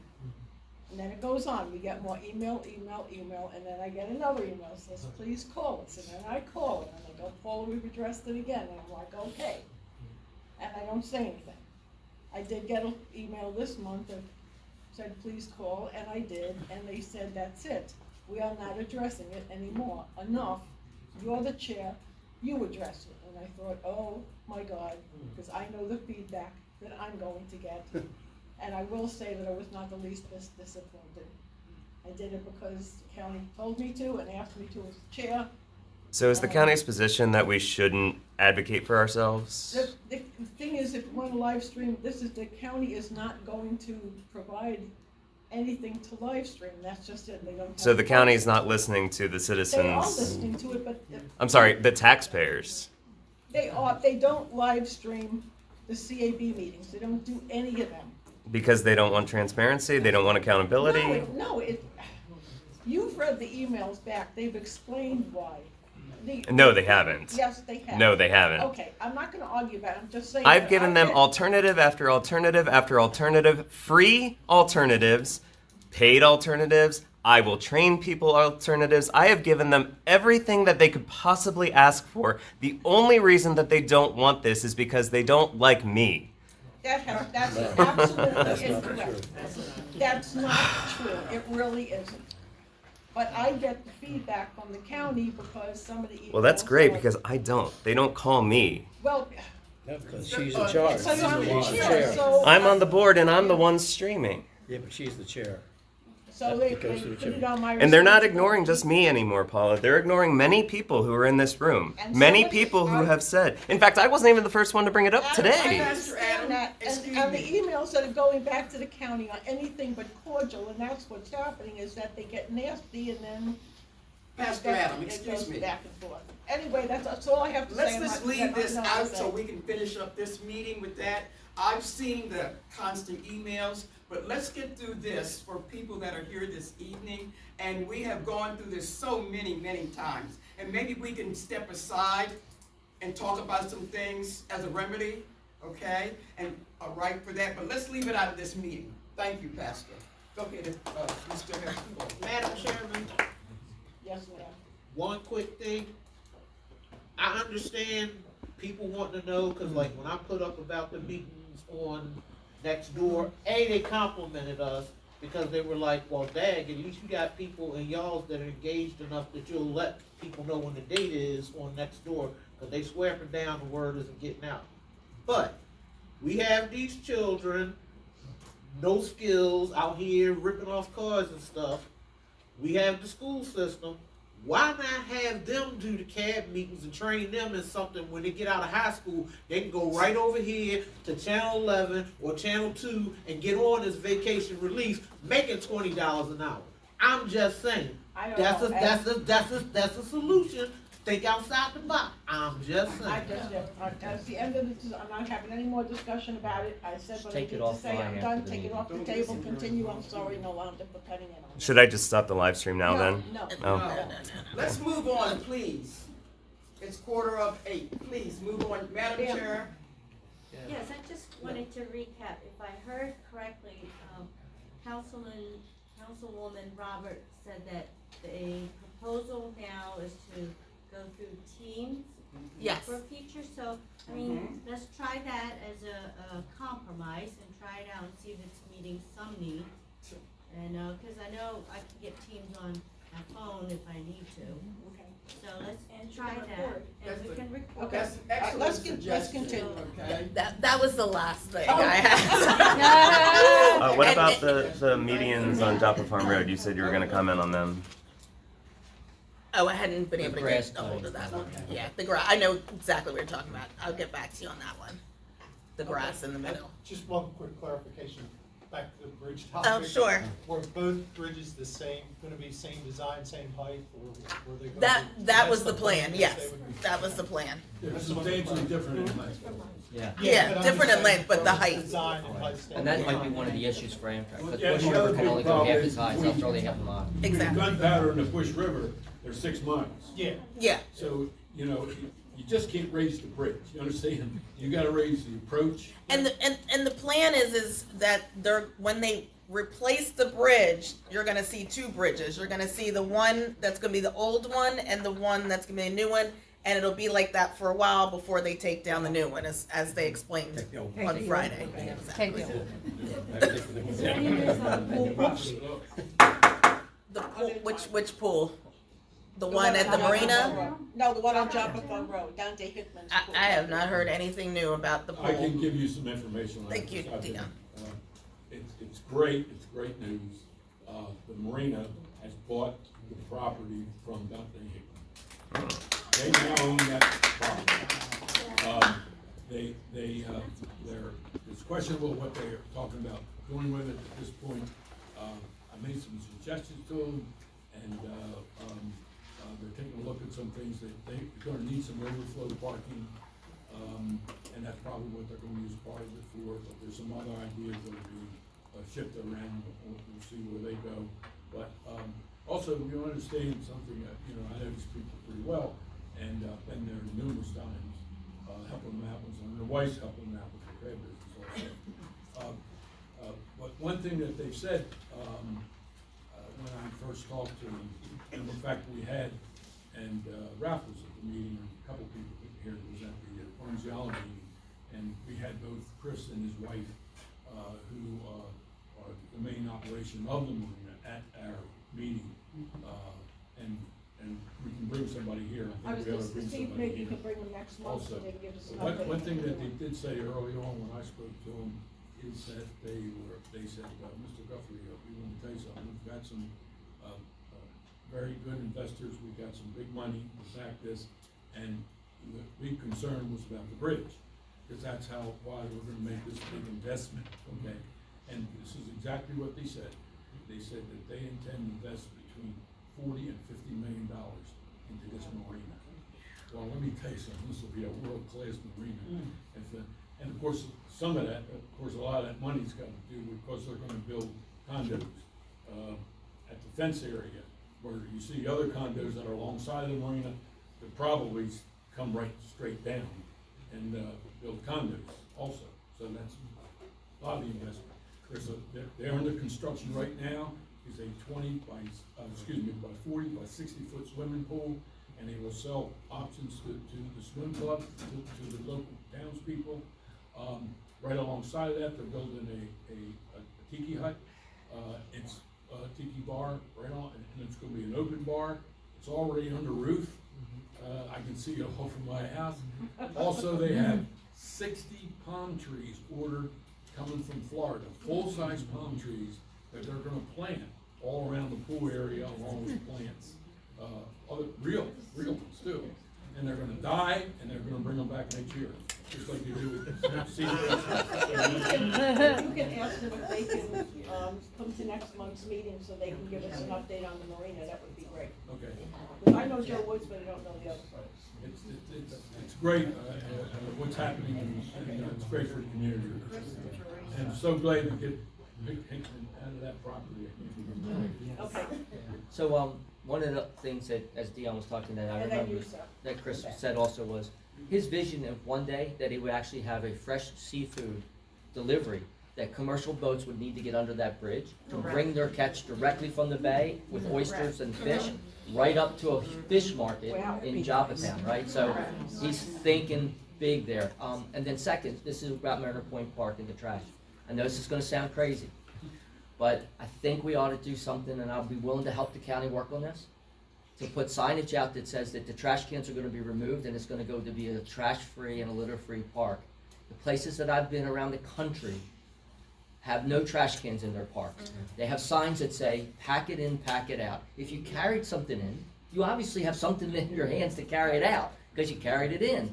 And I've been surprised at how little litter you see. One of the biggest issues at Mariner Point Park, you can clean the litter on the land. If you get in your kayak and you go down to the water's edge, that you can't get to in all the reeds, it's really difficult to get to that. And a lot of that, I believe, blows out of those open top trash cans, especially when they're full. Or people have nowhere to put them because it's full, so they set it next to the can. And then animals get in there, and the wind gets in there, the birds, and it just blows down into the water. And then it's stuck down there. So I really think we should try and experiment. I'm not saying it'll be a great success, but I'd rather try something different than just keep trying to do the same thing again. That's insanity, right? So just an idea. Not real hard to carry a trash can. Yeah, it's not hard. Yeah. Usually, Yeah, we had a gentleman in the back here, your hand up, sir. You had mentioned that there were meetings between you and Amtrak. Are there any public meetings scheduled? So they said we asked them, and Debbie, I'm gonna ask calling you. They have a newsletter that they're sending out monthly. I'm not sure if anyone's getting the newsletter, but we did get asked to put on the newsletter listing so we can get it, and then we can just share that out with you all. But no public meetings scheduled? But there hasn't been any public meetings Are scheduled they now. discussing public meetings? They have not determined that yet.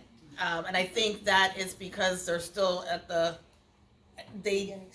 beginning stages. They did have some kind of conversations with Susquehanna before they started kind of doing more, because they wanted to hear, and I think they said they had it with the mayors and town council and everybody there. But we can talk to them, but we're not at that stage yet. One more. Is there a do you know if there's a discussion between the marina people and the Amtrak people at this point? That's what they want to do next. That's part of the survey. They're going to survey the people, and they want to survey the marinas. They have talked to Chris and Teresa directly. Yes. They had a couple 1-hour sessions with them, actually. It just seems to me that the success of the marina is going to depend greatly on the height of that bridge. Yeah. Amen. Yeah. So the other guy moved out. And that's why Mr. Castley had mentioned to them, if depending on what the price is and depending on if there's any other budget, that either maybe getting county or state to get some funding in too. So if that hadn't fallen off, it was just, we need to know what that looks like money Most of wise. it's federal funding. So John said he paid for it. And we got Ask who to pay for it. Thank you, Mariah. You're welcome. Thank you, Bob. Thank you, Lynn.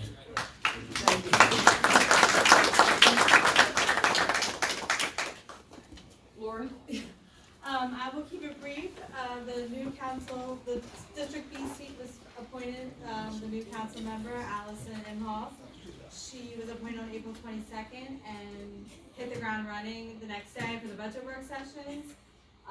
She's been working hard every day since, but unfortunately, she had a previously scheduled commitment with her family way before she was even appointed with her kids. She couldn't make it tonight, but she's looking forward to introducing herself next month before summer. Thank you, Lauren. Andre, you're up. You finished session, so what do you got? I know, right? I'm gonna leave, in the session. Okay. Yeah, all of the handouts are all up here, so that, when the meeting is over, please come and take whatever is up here. Where's the other half of Johnson and Johnson? He run around somewhere. Don't live in this district. Good evening, everyone. For those that don't know me, I'm Delegate Andre Johnson. So I want to start off by saying that, you know, I heard a lot of stuff about, you know, me not being here during session. And some people were saying something about me not being here during session. And so what I'm going to do is that I'm going to have at least, at the minimum, I'm going to have my wife come here and give an update. So, you know, my chief of staff is down there with me, so I'm going to at least have someone here during session time to at least give you guys updates on what's happening. So let me first say that I want to get out the negatives first. Okay, so the budget. So the budget. So let me start off by saying that healthcare was cut by $26 million. Okay, and that's $12 million for local health departments. That's not $12 million for Harford County. That's $12 million for local health departments. Okay, and so that's going to eliminate a lot of pilot programs. There's also $1 million in reductions for chronic illnesses.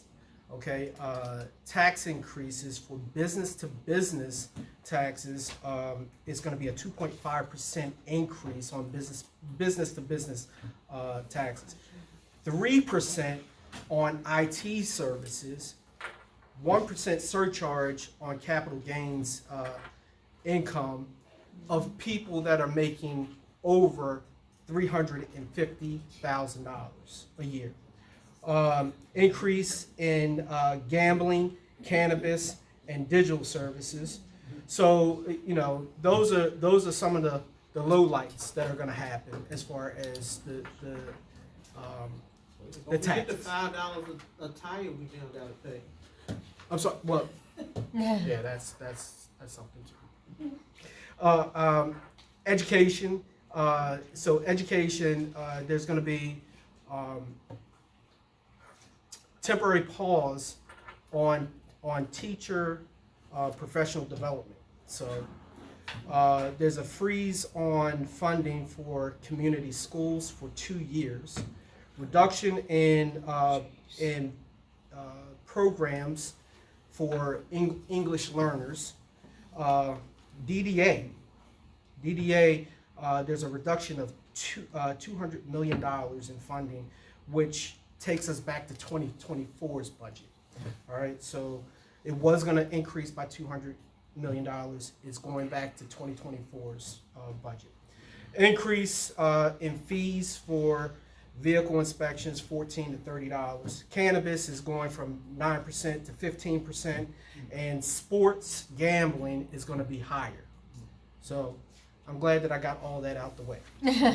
So the positives is that Maryland's budget is about $63.1 billion.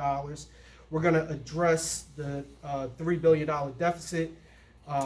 So you just heard about the cuts that are reducing the $3 billion deficit. Now, the thing is that we cannot, in the state of Maryland, we, unlike the federal government, we cannot leave Annapolis until we balance the budget. So that's what we did this year. We balanced the budget for now, because in September or October, I'm probably going to have to go back down to Annapolis because of the federal shortfalls. So, and then the thing is that once they call us back into session, a special session, it's $1 million a day.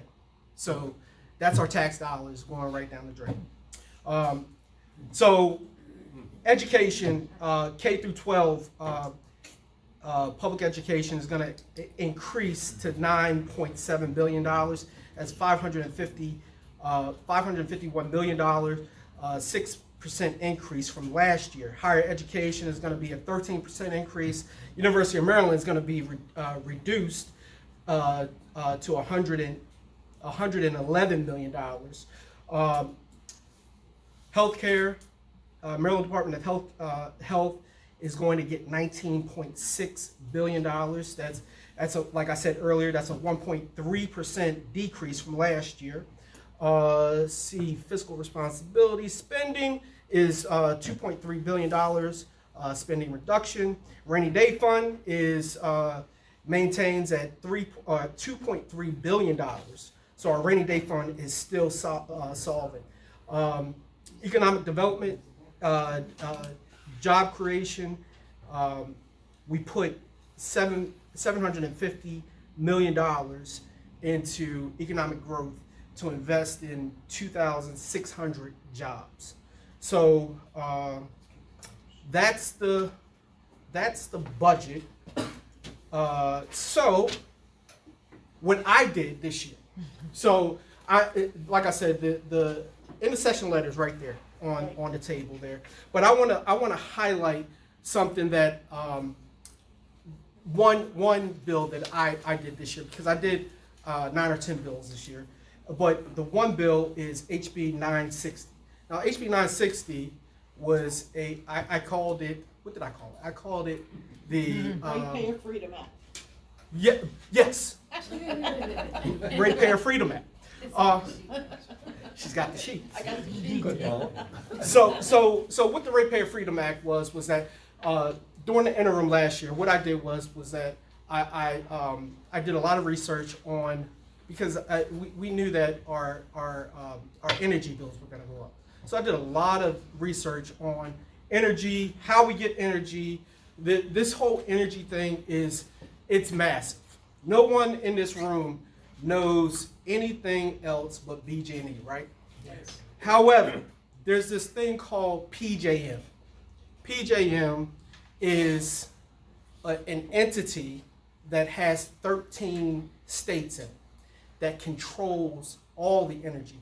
We actually buy into PJM. So they control everything, and they also control whether or how long it takes to actually build new facilities, new energy plants, and things of that nature. So what we found out what I found out last year was that they had something in the realm of like 10 or 15 projects that were in the queue. And the queue meant that they were sitting there, they were waiting for approval, but they've been waiting for approval for 5, 6, 7 years. We don't have that amount of time. Then when I started digging deeper, I found out that, guess what? BG&E, which is an Exelon corporation, who in this room thinks that, and this is what the bill is, who in this room thinks that your tax dollar, or not tax dollars, but your ratepayer dollars should be going to funding private planes, private jets? No. BG&E Exelon has 2 private jets that they bake into our rates. 2 private jets, both worth $30 million apiece. Not to mention the staff that it takes, not to mention the maintenance that it costs, not to mention the hangar fees that it costs. Who in this room believes that that your ratepayer dollars should be going for a helicopter? Who in this room believes that your ratepayer dollars should be going to funding private suites at Oriole Park at Camden Yards? Whoa, wait a minute, back up. I didn't know about the helicopter. Now, I heard about the suites, and they also own some retreat centers, too. Well, I was gonna get there.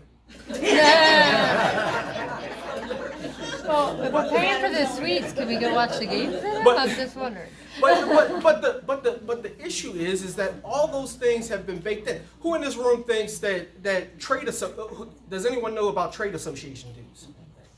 Trade association dues. Trade association dues are you have some workers, they have to go to trainings and everything, and then we all think that the company's paying for those people to go to trainings. No, we're paying for those people to go to trainings. All that's being baked in, and the crux of this all is that greed is real. Greed is real. So what I did was that I introduced the bill to say no BG&E, no Exelon, no Pepco, no Delmarva. You can't do this, because see, the thing is that everyone in this room, you're in BG&E's territory. You don't have a choice for another energy service, right? That's right. So you're bound by BG&E. And then if you don't know that BG&E isn't working for you, that they're working for their shareholders, and then if you only see your bill and see it as, okay, I use this amount of energy, but you don't know that all this other stuff is being baked into your rates. So make a long story short, what I did was that I introduced this bill. The leadership, the speaker and the Senate president looked at my bill and said, wow, that's a novel idea, Andre. Why don't we put this in the bigger leadership bill? So they kind of married their bill with my bill, and thus you have HB 1035. 1035 is the much larger energy bill that the leadership put out. So that is a huge, well, I gotta say, I do feel pretty good that I was being put into the leadership bill. But that's huge for us. I mean, it's only gonna save, it's gonna save us probably maybe $20 on our bill. It's something. But it's something, right? And it's something because guess what? BG&E's thinking about, or not thinking about, they're going to increase our rates over the summer, right? And so we're going to have something for BG&E and Exelon this coming session, but we're doing our best, our level best, to make sure that these state-granted monopolies don't overtake and overrun the people, because they're a business, they're a conglomerate, so they're not really interested in us. They're interested in their shareholders. Their shareholders are making a ton of money.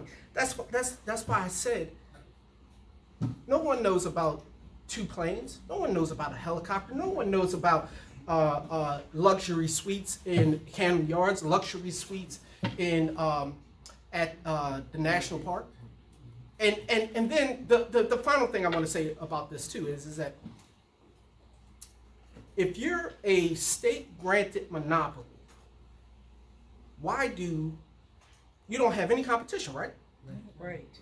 Why do you have to pay for advertising? That's right. If you don't have any competition, why are you paying? What? Not BG&E. Why are you paying? Because that's your money going to that. So so that was one of the things that I did this year. So, you know, next month I'll come back with some more fire and brimstone. But for the because I'm sick and tired of because this is the thing is that I call balls and strikes.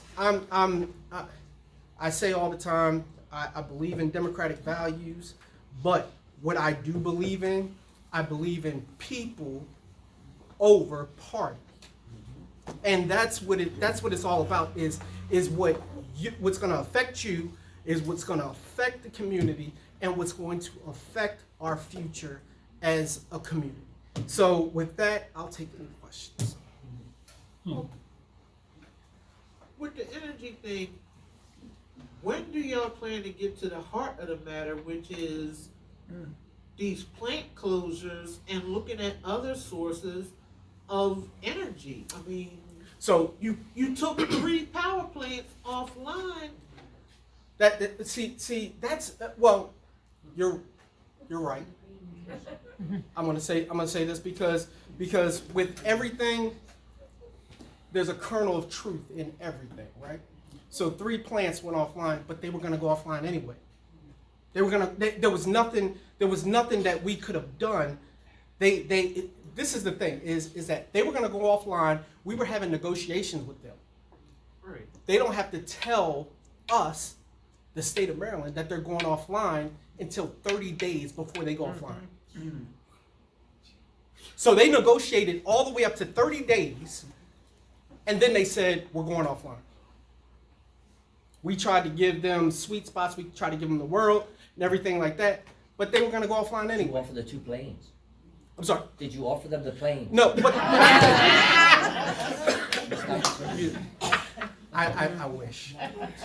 But this is the other thing, is that there are things that we can do. We're looking at SRMs. We're looking at nuclear. We're looking at solar. We're looking at wind. All of these things are in the portfolio, or should be in the portfolio, right? Right. And so put the money into looking at the wind, but I guess where I always get frustrated at, it's like when I was in the Girl Scouts and they took us on a tour of the one power plant at closest to this area. They was talking then about it shutting down. It seems like out in Annapolis, it's always reactionary. What happened to being proactive? Somebody should have been doing, I graduated high school in the 1990. Somebody should have been doing something and looking at studies then when they were talking about closing, so we didn't have it. No, that's why I said that this energy thing is much larger than just the legislature and these energy companies. It's you have this thing called FERC, which is the federal energy. Then you have PJM. So it's a whole bureaucracy right there. So you have to cut through all of that. But to your point, we do have to have more of a vision and see things coming further down the road than what we have. Yes, ma'am. At one time, we could negotiate our prices for our electricity, and now all of a sudden we can't through BG&E. You know what? BG&E has told me that the best way for everyone in this room to save money is to go on budget billing. That's the best way. That's the best way. Yes, sir. I don't pay any electric bill. Yes, sir. No gas First of or all, electric. why did those plants shut down? They sent me $5. Why did the plant shut down? Why did they shut Solar down? panels. Because they said so. Because I don't know. Listen, Negotiated with them, you should listen, know. I wasn't there. Okay. I wasn't there. So I don't know why they shut down. What I do know is that what I was told in the briefings, what I heard from with my own 2 ears in the briefing were that they were going to shut down regardless. But nobody gave you a reason as to why they were shut down. Was it outdated equipment? Was there some other thing that was going on? Was it sent down by the federal government? I mean, when somebody cuts and runs from a law enforcement look at it, looks like maybe there was something that they were doing wrong and they're getting out of the way. I don't want to give you any bad information, so I don't know why they shut down. All I know is that the negotiations were there, and they were going to shut down anyway. Ralph, go ahead. So, from the information that I've read, publicly available, you can go look up, the plants that have shut down were old technology, coal-fired plants, and that the coal technology that they had was not as profitable as new renewable energy, and so they shut those down as they replaced those. I think what they didn't plan on was the spike in demand driven by data centers and and AI and some other things that are coming on. The other thing that you hear a lot about is Brandon Shores, and there's a lot of misinformation about Brandon Shores. My understanding is from this article, Brandon Shores owners wants $335 million a year from the state to keep that plant open because it runs at a loss. And they're saying that's their loss recovery, to be able to keep it up, maintain it, and have it available for emergency backup situations only. They want $335 million a year. And in a time when we got a budget that we're cutting like crazy, and everybody's talking about how we're overspending, so you want to hand $335 million more to a guy and go buy more planes? I don't think so. Well, Ralph, I love you because I didn't want to get into the weeds of it all, but that's exactly right. That's exactly right. All right, last yes, sir. question. The indication that legislation was necessary in order to curb some of these expenditures on BG&E's part, does that indicate that the Public Service Commission may need some looking at in terms of why this legislation was necessary? I think we sit here and we think that the regulator, the Public Service Commission, should have tossed those things out to start with rather than having to go through, and it takes forever to get something through the legislature. It takes 5 years to get something through the legislature. Yes. Okay. And is there something structurally or organizationally, or don't they have the power to do that? The PSC absolutely has the power. However, Madam State's Attorney right here can tell you that with many things, there's probably loopholes to many things, right? And so, we brought the PSC in. The PS and you guys got to understand too that PJM, the PSC, and these utility companies, one hand is sort of like feeding the other hand, right? You know why? And I don't want to go hard on all of these entities, but one person will go from the PSC to PJM to FERC, and then they know the process of it all, and so it's just a constant kind of battle because it's a shell game, and it's all once again I'll say this, it's all about greed, it's all about money. So that's what it all boils down to. But we have some people that are on to what the game is now. So that's all I'll say about that. So does that mean you increased funding for your Maryland energy programs, or did those still end up getting cuts? I don't think like that the Maryland Fuel Fund and everything, because as much as we folks, as much as we sit and be and moan about everything and stuff, talking to people in other states and stuff, North Carolina, it ain't no fuel fund. It ain't no every 5 to 7 years you could get your gas electric balance completely wiped out if you sit down and meet with the folks. So, but did you all keep funding to those programs, and are you holding their feet to the fire like, no, you can't, no, we're not cutting Maryland energy assistance, you're gonna still honor what we send you?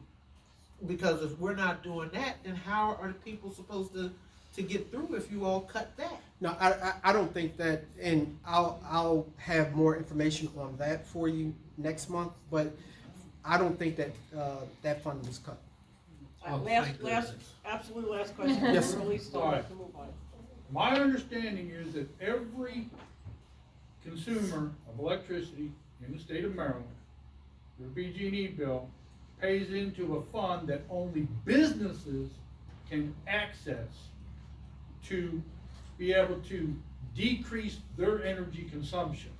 There is something in our bill that we're paying that only businesses can go into this pool, and if they can drop their energy cost by 30%, then they get everything done for free out of this thing. That's on lighting. So why am I paying for a business that I'm not running or operating? Sure. I don't know the answer to that question, but I'll find out for you. And if that is a thing, then that needs to be addressed. So, but I'm writing that down right now, and we can definitely take a look at that for sure. Okay, thank you, Andre. You're welcome. You survived. No, I meant the session. Oh, this session. I thought this is a tough crowd. Is Donald Watson here for Warren? No, he came in and out. Okay. In that case, then Rob, you're up.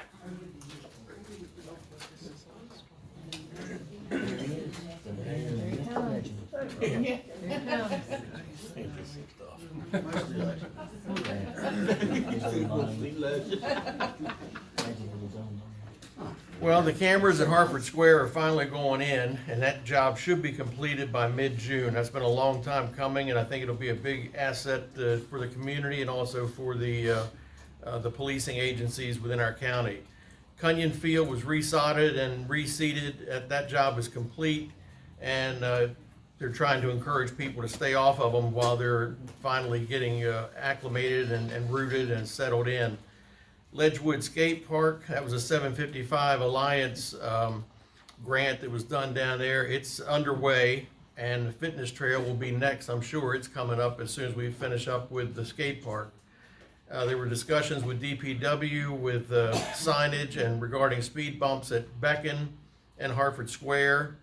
We're meeting with Isaac Walton this upcoming week, the 12th, to talk about Willoughby Beach Road property, to see what they want to do with trails and parking at that location. Down Willoughby Beach Road on the left-hand side, they've got probably a 40 by 50 building or something like that sitting in there, and they want to develop classrooms and some other educational things there, so we're trying to help them expand that. Lake Serene was trimmed up and mowed rather nicely for the fishing day that occurred on 4/22. That was well attended by the children in the neighborhood there at the Edgewater Village. You may have seen the guardrails at Hanson and 152. They still have barrels set up there. They're damaged, but the barrels were placed by state highways. And the only thing that's a holdup on that right now is the utilities that are underneath the ground. You'll see a lot of markings on the roadway there at Hanson Road and 152. There's an extensive amount of utilities that they're trying to work around, because putting new posts in and redeveloping the guardrail system right there is going to be a little bit of a chore for them. The witness tree was all trimmed up and cleaned up for the May 17th event at Mariner Park. The fence and the plaque will be coming soon. Community cleanups, there's been several of those already. The next one is going to be, what is that? The 14th of June at Riverside Elementary in Joppatowne. So, you know, just because it wasn't something close by, because we've got some other requests coming in from other communities about wanting dumpsters brought to their community. We can't do each and every community all throughout the whole end of the county, but recognize when these do occur, and you can take your trash to any of those that are close by. And in June 23rd, from 6 o'clock to 8 o'clock, we are going to have a public meeting at the Edgewood Rec Center for everybody, for the public to come out and speak to the administration, to tell them different things about the southern end of the county. Basically, it's kind of a scorecard, I guess, if you will, to tell us how we're doing, tell us what we're not doing, tell us what we need to do.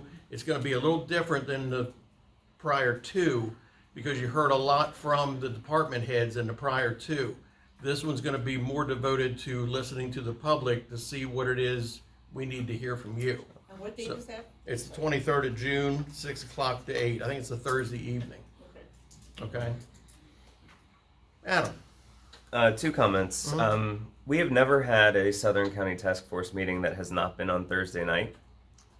So I know because I have a standing commitment every Thursday, and it's just one of those things where it's always hard for me to get there because of that. And then the second thing is, when the county executive took office, one of the things that he asked for was community concerns and ideas and budget priorities and things like that. One of the things that was mentioned here was the electrification of the pavilions at Mariner Point Park. Has that happened yet? Don't think so. We had the flotilla, we were looking for the electric and it was not there. Wasn't there? We had the flotilla, and then we also have music at Mariner Point Park on May 19th. 17th, sorry, 17th. And, this is something like Flying Point Park. It's wonderful to have music events there because there's electrified pavilions, but we don't have that in Joppatowne. Okay, so I'll take that back. Rob? Yeah. I did talk to Terry Hanley about that electric, we're looking at both, one further back too, but that's gonna be too expensive. So Right. they are gonna The do one the up front would be the And, easier one. Terry says they've been talking to BG&E and they've worked out a deal and they're supposed to If we buy them a plane. Or the helicopter, Right. They're flying the wire in by helicopter. I'll take that up with them. All right. Under the bridge, right? Under the bridge. So anyway, Terry says it's Tough crap. on the books. We'll see. Hang on a minute. I know you don't have an answer to this yet, but it was in the paper 2 days ago about lead in the schools. About what? Lead in the water in the schools again. Oh, okay. It's all over the TV. It's Yeah, I everywhere. yeah. We need, I know you can't just turn lead on and off like that, but we need somebody to come back with it. How much it would cost to fix it? Pretty quick. Okay. Sir. All right, in reference to the cleanup days and bringing the dumpsters there. Right. I know that in our area, the last time they did that, they had people there that were checking IDs to make sure that you lived in that community, and were not allowing people from outside the community, even though they were close, to bring stuff in and dump it.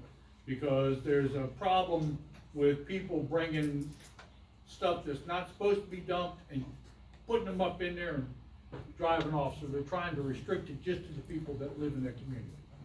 Bang, Tam, you wanna talk to Yeah, that? if I could just address that, the community cleanups that we partner with the county, they are open to the public. We do not check ID. We do check to see if you have tires and things that are not permitted. Some of the ones that you're hearing about with the ID check is because the HOA or that particular community paid for that dumpster. Okay. So they wanna make sure that the people that live in those areas are being able to utilize that, because it's a lot of money for each dumpster. So I would encourage everybody here to come, save your stuff and take it to our, events, because we do have volunteers on site. We don't card, we just tally how many people, so we can report back and things like that. And I will say that there's another date that was just added, if you're closer to that, but July 12th, they added the, Church Creek School over in Belcamp, because that community reached out to the county and they approved that. So, we're gonna work with that community to get them, it's not on our calendar, so we don't, I don't have volunteers to say, yeah, we can go there, but I'm gonna try and support, their efforts. So just know, if they're checking ID, it's not one of the county or our, events, because it's free to the public. Okay, thank you all. Rob, thanks for the work on the security. That was quick, appreciate it. All right, so things from the council first, Adam, Okay. and Rob, you will check and see if they can do that on a different date so that everybody, will you? I don't know that we can move it, but I'll look at it. Okay. Well, first I'll start with an apology for losing my head a few minutes ago, and an apology for not being here at the meeting last month. I was enjoying a romantic weekend away with my wife and decided not to come here. It was disappointing though, because one of the things that we love to do is watch Ron Solid's Fire Report, and we weren't able to do that. He wasn't here. Oh, well, thank goodness. You didn't miss it. I didn't know though because there wasn't a lot.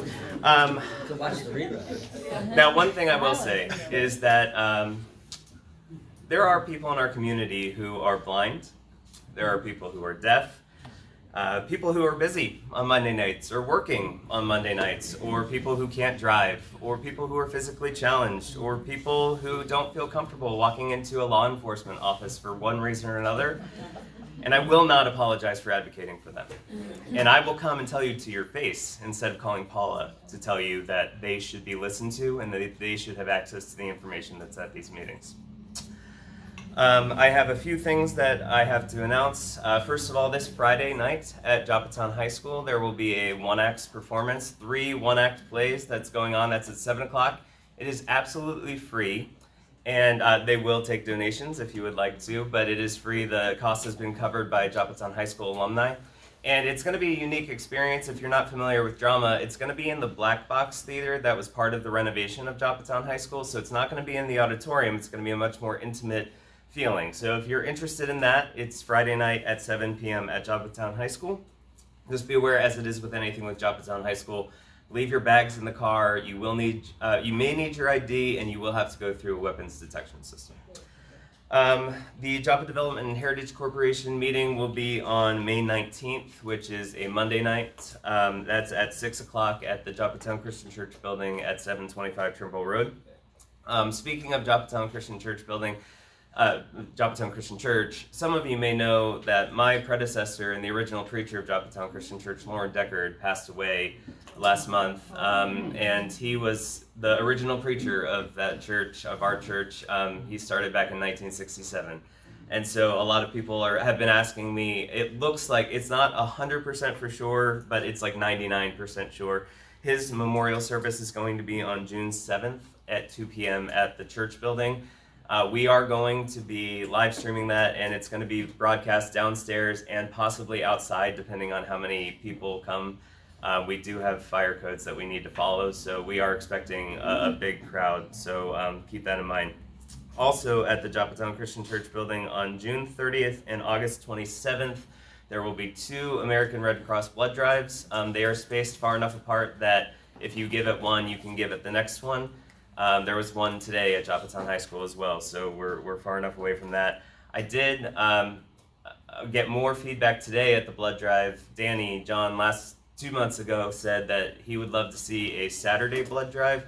If you would like to see a Saturday blood drive so that you could come and participate and give blood, let me know, because the more interest that I have, the more likely it's going to be that the Red Cross is going to come out and do that. And if anybody else would like to host a blood drive, I'm more than happy to share what I have with you. So, thank you. Adam, real quick. Yes. Isn't there an announcement about the principal at Joppatowne? Oh yeah, of course. I should say that. Yes, Melissa Williams, the principal at Joppatowne High School, was named Principal of the Year this year for all of Harford County. And I will say, as we're wrapping up this school year, if you know people who work there, it's been a very tough year for Joppatowne High School. So if you know people, send them a congratulations or pat on the back for getting through a pretty difficult time. And when you see it, because I know you do, will you please tell her that I'm going to say that, not only just the community, but on behalf of the CAB, we send her a heartfelt congratulations. I will. It's fantastic. You know what I'm going to do? I'm going to link this part of the live stream for her. Thank you, Adam. A couple things. Just to give you an idea, the emergency calls in 2024 responses were up about 2,400 calls in 1 year. Over what we normally do, that's how much it's increased. That's ambulance calls, fire calls, a little bit, just to give you an idea. The cadet program that our fire association has, the person, lady or guy, has to belong to the fire company, one that gives them insurance, and then if they're senior year, and the schools know about it, and Joppatowne School knows about it as well, in that senior year, they get the basic fire, they get EMT, and they get hazmat. And they step out of that coming out, they're, another 2 classes, when they turn 18, they can join a career fire department as well. But that gets a lot of training done, within the school year, and they all get credit for it. The other thing that's done is Joppa has their weekly bingo every Wednesday night at 6:30. That's their major fundraiser anymore, and that's about it. All right? Okay. So next month, we're gonna try and get people from the marina to come out, because I understand they're doing just phenomenal stuff there, and it's so good when you drive by to see the boats back in there again, it really is. For a speaker for next month, and I know we haven't had somebody from this department in a long time, and it's not for any, nothing against any of the young folks here, but I'd like to get somebody from the Department of Aging to come back out. They might have a reason for why we're having all these ambulance calls. See you wrong. Because there's a lot of resources, new resources and stuff that we may not know about, so if it's okay, I'll see if somebody from that department can come out. Like I said, nothing against the young folks. Even the younger people are Yeah. aging. Well, yeah, Right? so when you get down to that point, you'll know what's in store for you. So we'll see if I can get that for next month. They're gonna be at the Abington, camp this Thursday. Oh, okay, well, then Aging, we'll yeah. try to get them here. Sorry, just take notes. Good job. Yeah, I'm as always. glad Rob's Excellent. back, because as soon as he's done, he emails me the minutes right away, so. And then once we get approved next month, then we'll get them on the website. All right, so from the audience, from our community. Gail, Kim, I'm sure you've got something you'd like to. Yeah, I just Yes, wanted to ma'am. make a few announcements. First is to invite everybody to our May 17th Music at the Point at Maryland Park from 12 to 5. Free admission to the public. Just bring a lawn chair, get to know your neighbors from, hopefully more than just the southern end of the county, but we have some local entertainment and a local Parks and Rec step dance team, and then some food vendors and face painting and stuff like that. So that's first.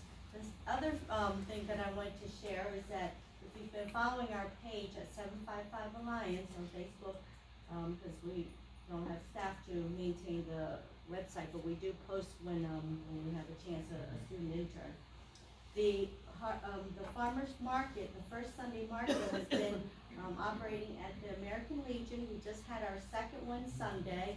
It was a great turnout of local vendors, and we have produce and we have meat farms. And then June will be the last month that our wonderful friend here, Melinda from Lassos, was able to get United Way funds. And if you sign up that day, just your name, how many in your household, and your zip code, you get 3 farmers market food market money vouchers to spend at the produce and at the meat stand. So it's just for $15. coming there, 15 total, and it's in 3 small, 3 $5 increments so that you can spend it at the different stands. So we invite you to come out and enjoy. It's rain or shine, a little bit of rain. We had some sellout items even in the rain, so I would encourage that you do that. And you've heard about the cleanups, we invite you there. But another event that just popped up that they're going to host for all the people that want, that you're worried about the energy bill and